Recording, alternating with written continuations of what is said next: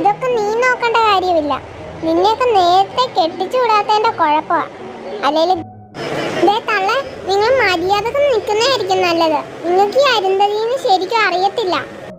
ഓ, ഇപ്പൊ ഞാൻ പറയുന്നതിലായിരിക്കും തെറ്റ്, അല്ലാതെ നീ കാണിക്കുന്നതിലൊന്നിനും തെറ്റില്ല അല്ലേടി? ഞാനിപ്പോ എന്ത് ചെയ്താന്ന് നിങ്ങൾ പറയുന്നത്? നിങ്ങളുടെ മകൻ ചെയ്തതിന് ഞാൻ നല്ലത് കൊടുത്തു, അത്രേ ഉള്ളൂ. നീ എനിക്ക് നിന്നോടൊന്നും സംസാരിക്കാൻ നേരമില്ല. ഞാൻ പോണ്. ഞാൻ മീൻ വെട്ടുമായിരുന്നു. കത്തി എടുക്കുന്ന കണ്ടിട്ട് പേടിച്ചിട്ട് പോയതാണ് കേട്ടോ ആ തള്ള.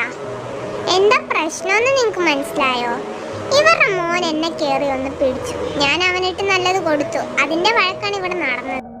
ആരു, നീ വേഗം കൈയും കാലൊക്കെ ഒന്ന് കഴുകിയിട്ട് വന്നേ. ഒരാൾ നിന്നെ പെണ്ണാണാൻ വന്നേക്കുന്നു. അതിന് ഇന്നാരും പെണ്ണാണാൻ വരുമെന്ന് പറഞ്ഞിട്ടില്ലായിരുന്നല്ലോ. ആ, കൃഷ്ണേട്ടൻ പറഞ്ഞിട്ട് വന്നതാ. നീ എന്തായാലും വേഗം കൈയും കാലും കഴുകിയിട്ട് വാ. മീനൊക്കെ അവിടെ വെച്ചേ. ആ ശരി അമ്മ, പൊക്കോ, ഞാനിപ്പോ വരാം. കൈയും കാലും എത്ര കഴുകിയിട്ടും മീനിന്റെ സ്മെല്ല് പോകുന്നില്ല. ഓഹ്, എന്തായാലും ഇതൊക്കെ മതി, പോയേക്കാം. ആരു നമ്മുടെ ചെക്കനെ കൊണ്ട് ചായ കൊടുക്കുന്നു. എനിക്കിവിടെ വേറെ 2 പെണ്ണുകാണലും കൂടെ ഉണ്ടായിരുന്നു. അപ്പോഴാ കൃഷ്ണേട്ടൻ ഇവിടെയും കൂടെ ഒന്ന് കേറാൻ പറഞ്ഞു. എന്തായാലും മോന്റെ പേരെന്താ? എന്താ ചെയ്യുവോ? എൻ്റെ പേര് അക്ഷയ് എന്നാണ്. ഞാനിവിടെ എമർജൻസി ഹോസ്പിറ്റലിലെ നേഴ്സാണ്. അല്ല, അരുന്ധതി എന്ത് ചെയ്യുന്നു? ഇവിടുത്തെ സ്കൂളിലെ ടീച്ചറാണ്.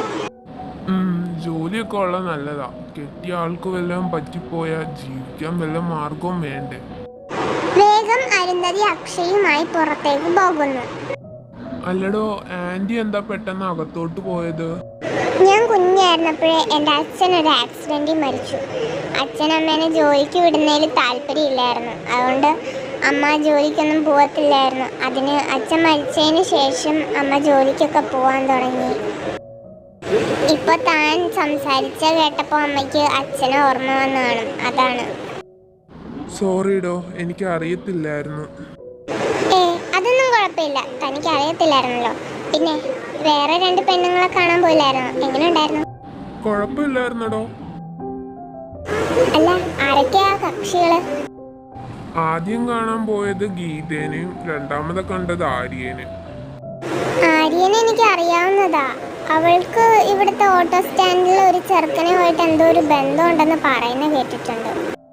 നമ്മുടെ നാട്ടുകാരല്ലേ, അങ്ങനെ പലതും പറയുന്ന ഉറപ്പാ. പിന്നെ മാരേജ് കഴിഞ്ഞിട്ട് അവളെങ്ങനെയാന്ന് നോക്കിയാ പോരെ. താൻ പറഞ്ഞതും ശരിയാ. അല്ലടോ, ഞാൻ വന്നപ്പോ ഇവിടത്തുനിന്നൊരു വഴക്കിന്റെ ശബ്ദം കേട്ടായിരുന്നല്ലോ. ഓ, അത് താൻ കേട്ടായിരുന്നോ? എടോ, അവനാണെങ്കിൽ ബസ്സിൽ വെച്ച് എന്നെ കയറി പിടിച്ചു. അപ്പൊ ഞാൻ അവനിട്ട് ഒരെണ്ണം കൊടുത്തു. അതിന്റെ പ്രശ്നമാണ് അവിടെ നടന്നത്. എന്നാ ശരി, ഞാൻ പോവാണ്. പിന്നെ താൻ ആര്യയുടെ കാര്യം ഒന്നും കൂടെ ആലോചിക്കുന്നത് നല്ലതാണ് കേട്ടോ. അവളുടെ സ്വഭാവം അത്രക്ക് ശരിയല്ല. കാണാനുള്ള ഭംഗി മാത്രമേ ഉള്ളൂ.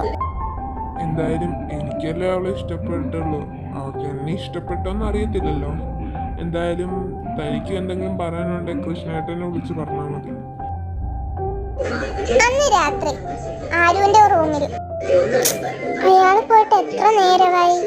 അയാളെ കുറിച്ചുള്ള ചിന്ത എന്നിൽ നിന്ന് മായുന്നില്ലല്ലോ. എന്താ ഇത്? ഈ കല്യാണത്തിന് സമ്മതിച്ചാലോ? പിറ്റേന്ന് ആരുവിന് അക്ഷയനെ ഇഷ്ടപ്പെട്ട കാര്യം അമ്മയോട് പറയണമെന്ന് ഉറപ്പിച്ചാണ് അവളുടെ അമ്മയുടെ അരികിലേക്ക് ചെന്നത്.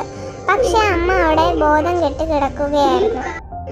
ആരു അമ്മയെ ആശുപത്രിയിൽ എത്തിച്ചു. അപ്പോഴാണ് അമ്മയ്ക്കൊരു അസുഖം ഉണ്ടെന്ന് പറയുന്നത്. പിന്നെ അവരാ ഹോസ്പിറ്റലിൽ അഡ്മിറ്റ് ചെയ്യുകയൊക്കെ ചെയ്തു. അങ്ങനെ 4 മാസം കഴിഞ്ഞു. ഇപ്പോഴും അവർ ഹോസ്പിറ്റലിൽ തന്നെയാണ്. എനിക്ക് അക്ഷയനെ ഇഷ്ടമാണെന്നുള്ള കാര്യം ഇതുവരെ അമ്മയോട് പറഞ്ഞിട്ടില്ല. പറയാൻ പോയപ്പോഴാണല്ലോ ഇങ്ങനെയൊക്കെ നടന്നത്. എന്തായാലും ഞാൻ ഇപ്പോൾ ആ കാര്യം ഓർക്കാറില്ല.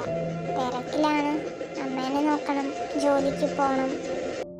അരുന്ധതി, ഇതിൽ പറഞ്ഞേക്കുന്ന മരുന്നെല്ലാം മേടിച്ചോണ്ട് വരും കേട്ടോ. ശരി ഡോക്ടർ, ഇപ്പൊ തന്നെ മേടിച്ചോണ്ട് വരാം.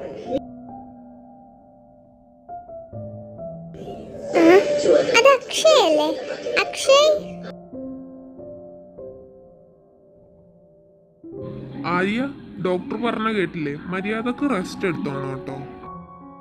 അതെ, ഏട്ടൻ റെസ്റ്റ് എടുക്കാൻ പറയുന്നുണ്ടല്ലോ.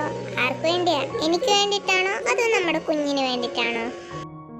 അത് ചോദിക്കാനുണ്ടോ? എൻ്റെ കുഞ്ഞിന് വേണ്ടിട്ട് തന്നെ. ഏട്ടാ, ചുമ്മാ പറഞ്ഞതാടി, നിനക്കും നമ്മുടെ കുഞ്ഞിന് വേണ്ടിട്ട്. നീ ഇനി ജോലിക്കൊന്നും പോകണ്ട കേട്ടോ. ഏട്ടാ, ഏട്ടൻ ഇത് എത്രാമത്തെ തവണ പറയണത്? ഞാൻ പോകുന്നില്ല, പോരെ. നീ വന്നേ, നമുക്ക് പോവാം. അപ്പോ അക്ഷയ അടിയനെ കെട്ടിയല്ലേ? ഇനി അവരും അവരുടെ കുഞ്ഞും ഹാപ്പി ആയിട്ടിരുന്നാൽ മതിയായിരുന്നു. ഇനി ഞാനിപ്പോ അയ്യോ, സോറി ചേട്ടാ. എടോ, താൻ പേടിക്കണ്ട.